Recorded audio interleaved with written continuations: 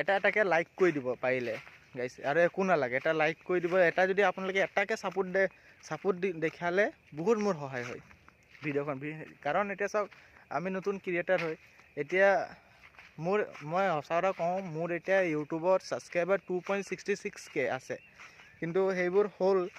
কিন্তু এতিয়া যদি আপোনালোকে যদি এটা ভিডিঅ' যদি এটাকে লাইক কৰিব, সেইদিনা মই ৰিচেণ্ট এটা ভিডিঅ' আপলোড এটা কৰিছিলোঁ, যে মানে এটা কুৱেশ্যন এটা সুধিছিলোঁ যে তোমালোকে ক'ৰবাৰ মোৰ ভিডিঅ'বোৰ চোৱা, তো এটা মানে কমেণ্টত জনাব দিছে। সেইখন ভিউজ আপোনালোকে বিশ্বাস নকৰিব, অনলি 7টা ভিউজ গৈছে। সেই 7টা ভিউজত কি হ'ব কওকচোন, হয়নে নাই বাৰু? আপোনালোকে নিজে ক'ব, 7টা ভিউজত কিনো হয় আজিৰ তাৰিখত।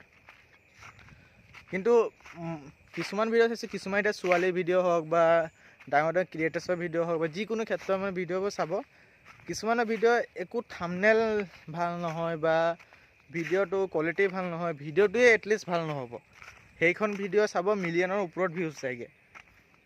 এতিয়া ক'বলৈ গ'লে বেয়া, সিহঁতে কষ্ট কৰিছে। এতিয়া আমি হয়তো চাগে আপোনালোকে ভাবিব আমি কষ্ট নকৰোঁ, কিন্তু সেইটো নাই, আমি ভিডিঅ'টো বনাই আছোঁ। ভিডিঅ' বনাৰ পাছতো যদি একো ছাপোৰ্ট নাপালে কি কৰিব লাষ্টত গৈ।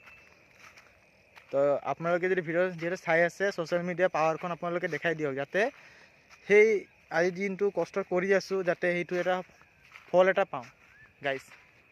যদি ভিডিঅ'বোৰ ভাল লাগিলে লাইক কৰি দিব, কমেণ্ট কৰি দিব, শ্বেয়াৰ কৰি দিব। Thank you, bye by.